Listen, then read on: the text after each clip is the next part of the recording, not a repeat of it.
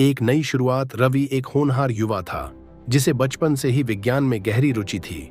उसने सपना देखा था कि वह एक महान वैज्ञानिक बनेगा और दुनिया के लिए कुछ अनोखा खोजेगा।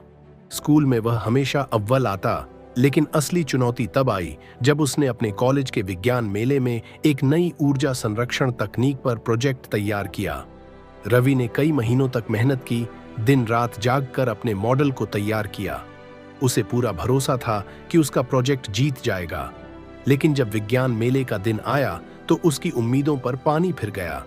जजों ने उसके मॉडल में कई खामियां निकालीं और वह प्रतियोगिता हार गया। रवि को यह बहुत बड़ा झटका लगा। उसने खुद को असफल और अयोग्य महसूस किया। वह निराश होकर घर लौट आया और कई दिनों तक किसी से ज्यादा बात नहीं की।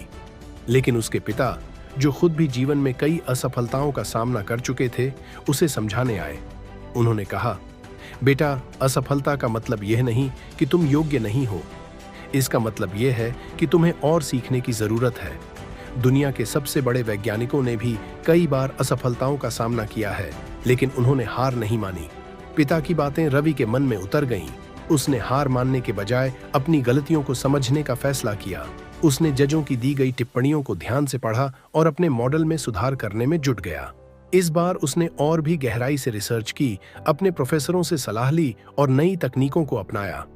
अगले साल उसने फिर से विज्ञान मेले में हिस्सा लिया और इस बार उसका प्रोजेक्ट न केवल प्रतियोगिता में जीता, बल्कि राष्ट्रीय स्तर पर भी पहचान बनाई। वह समझ चुका था कि असफलता अंत नहीं होती, बल्कि एक नया मौका होती है खुद को बेहतर बनाने का।